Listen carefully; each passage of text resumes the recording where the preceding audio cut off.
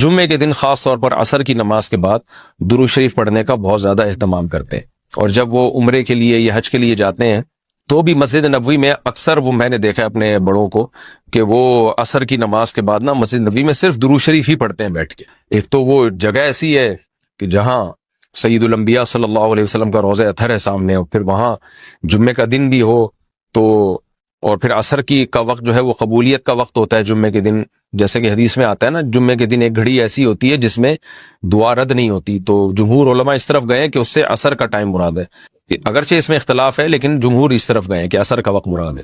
تو جمعے کے دن عصر کے وقت درود شریف کا اہتمام کرنا چاہیے، اور ویسے بھی اگر آپ کو عصر کے وقت ٹائم نہیں ملتا تو جمعے کی نماز کے لیے آپ وقت سے بہت پہلے آ جائیں، نہا دھو کے تیار ہو کے اگلی صف میں بیٹھیں، اور خطیب صاحب کا بیان شروع ہونے سے پہلے آپ تحیت المسجد پڑھنے کے بعد درود شریف کی کثرت کیا کریں۔ تو اس کے بہت زیادہ فضیلت ہے اور ہمیں اللہ نے حکم دیا ہے، اور علماء نے بیان کیا کہ درود شریف کو جو اللہ نے ہم پہ لازم کیا نا، اس میں ایک حکمت یہ بھی ہے کہ سید الانبیاء صلی اللہ علیہ وسلم کی بشریت ہمارے ذہن میں اور اچھی طرح بیٹھ جائے، کیونکہ پچھلی امتیں جو تباہ و برباد ہوئی ہیں وہ اس لیے ہوئی ہیں کہ انہوں نے پیغمبروں کو اتنا اونچا مقام دیا کہ اللہ کے برابر لے آئے، جیسے عیسائیوں نے حضرت عیسیٰ کو اللہ کا بیٹا بنا دیا معاذ اللہ، اور ہمارے یہاں بھی جو بدعتی لوگ ہیں انہوں نے سید الانبیاء کو حاضر ناظر مشکل کشا نے کیا بنا دیا، تو شرک کرنے لگے۔ تو درود شریف میں ایک حکمت یہ بھی ہے کہ جب ہم نبی کے لیے دعا کرتے ہیں اللہ تعالیٰ سے کہ اللہ سید الانبیاء پر اپنی خصوصی رحمتیں نازل فرما اور آپ پر سلامتیاں بھیج، تو اس سے ہمیں یہ بھی پتہ چلتا ہے، یہ عقیدہ ہمارے دل میں بیٹھتا ہے کہ محمد صلی اللہ علیہ وسلم بھی اللہ کی رحمت کے محتاج ہے، تبھی تو ہمیں حکم دیا جا رہا ہے کہ ان کے لیے دعا مانگو۔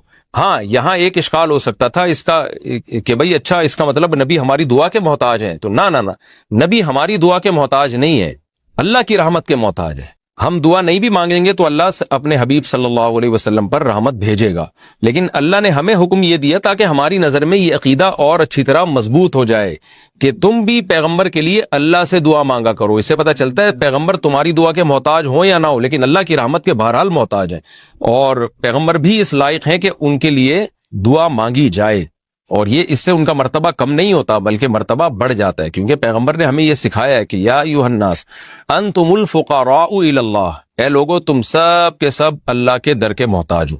اور یہ جو میں نے کہا کہ پیغمبر اس لائق ہیں کہ ان کے لیے دعا مانگی جائے، تو اس کا کوئی یہ مطلب نہ لے کہ پیغمبر ہماری دعا کے محتاج ہیں، یہ میں بار بار بتا چکا ہوں، ہماری دعا کے محتاج نہیں ہے، لیکن اللہ تعالیٰ یہ چاہتے ہیں کہ میں پیغمبر پر رحمت بھیجوں لیکن اس میں امتیوں کا حصہ پڑ جائے۔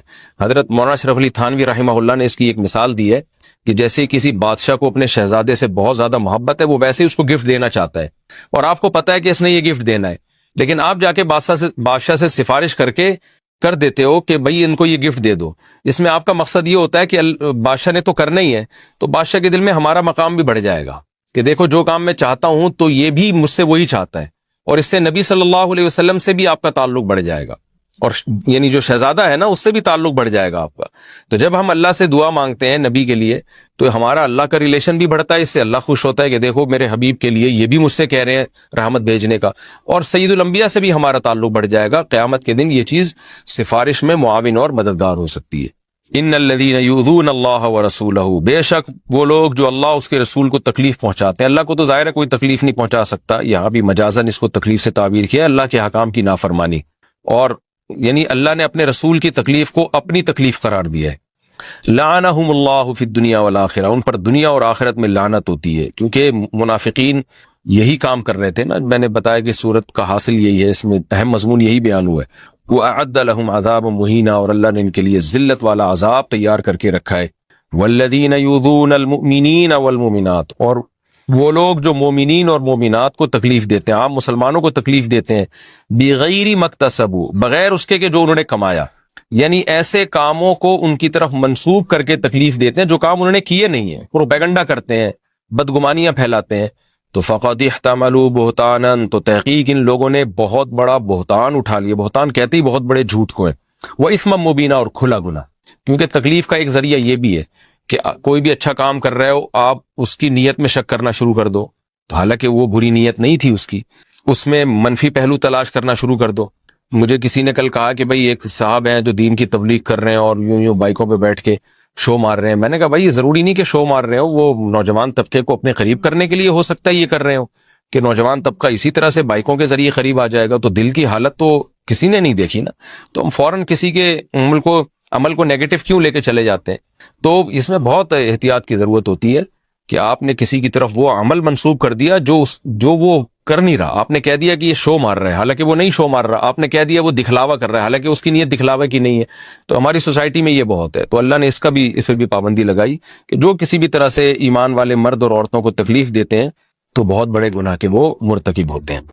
حضرت عمر رضی اللہ تعالیٰ عنہ کے پاس ایک شخص آیا, کہنے لگا کہ میری جو بیوی ہے مجھے پسند نہیں ہے, میں اس کو طلاق دینا چاہتا ہوں, مجھے اس سے محبت نہیں ہے.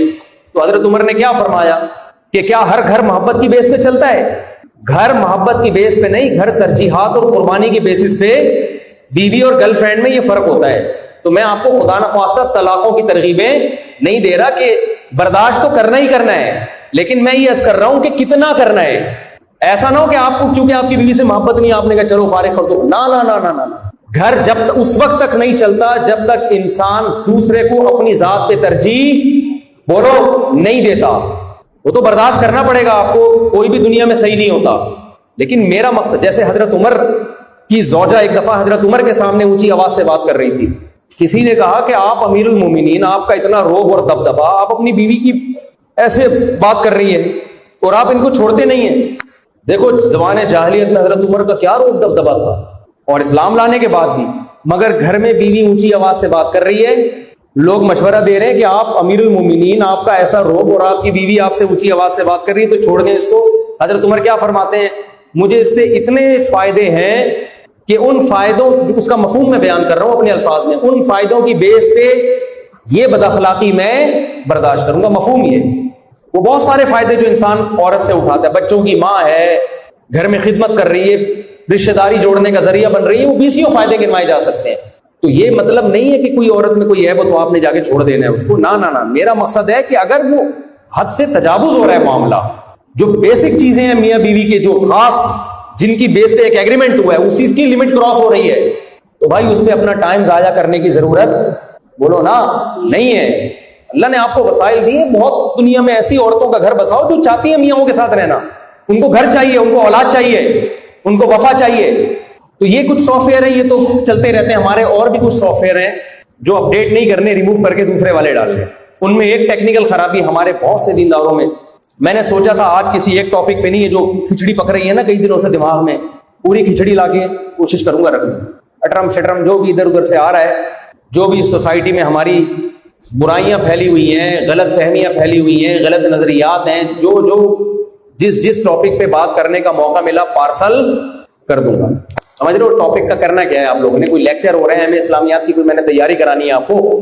ایک بہت بڑا ٹیکنیکل فالٹ ہمارے یہاں یہ کہ دیکھو بدعت کسے کہتے ہیں. بدعت, جس چیز کو شریعت نے ثواب نہیں بتایا آپ اس کو کیا سمجھتے ہو؟ ثواب.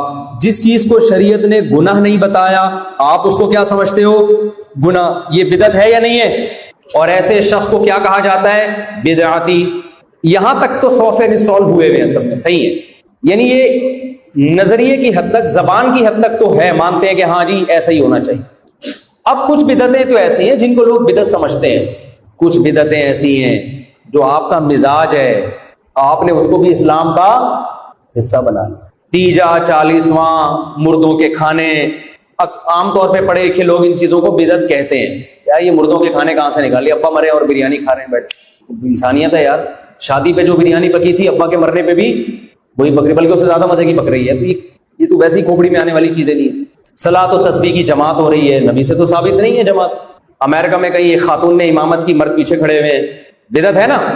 ہمیں تو نہیں ملتا نبی کے دور میں ایسا کوئی عمل ہوا. لیکن کچھ بدعتیں ایسی ہیں جو بدعت ہے لیکن لوگ اس کو